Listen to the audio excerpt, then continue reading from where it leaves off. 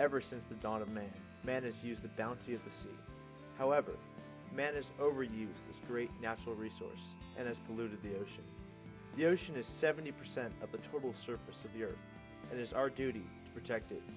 Tide pools are functional in that they provide a habitat for numerous marine animals such as sea stars, hermit crabs, mussels, and sea anemones. However, tide pools are severely endangered. The main reason for this severe impact that man has had on the tide pools is because the human populations have and continue to explode along the coastlines. Nearly 2/3 of all humanity, some 3.6 billion people, crowded along a coastline or live within 150 kilometers of one. Within 3 decades, if the trend continues, 75% of humanity, or 6.4 billion, will reside in a coastal area. In the United States, 54% of all Americans now live in 772 coastal counties adjacent to the Atlantic, Pacific Ocean, the Gulf of Mexico, and the Great Lakes. A main cause of pollution is coastal agricultural farm runoff, which harms the tide pools and animals of the sea.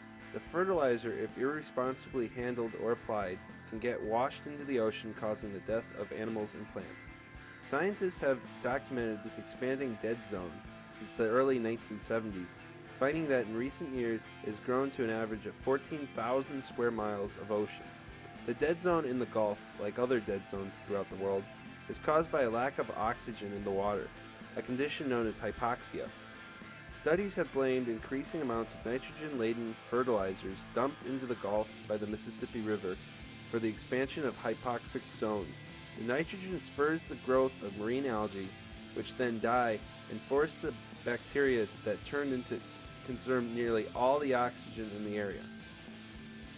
Pollution does not just come from farms, but includes discarded trash, oil spills, sewage spills, and toxic chemical runoff, all of which can negatively impact intertidal marine life.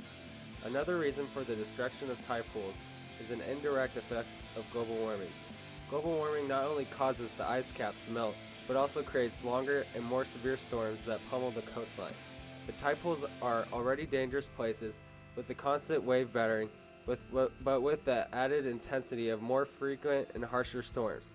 The animals of the tide pools are subject to more dangers, and the structure of the tide pool itself is subject to being devastated from the more powerful waves.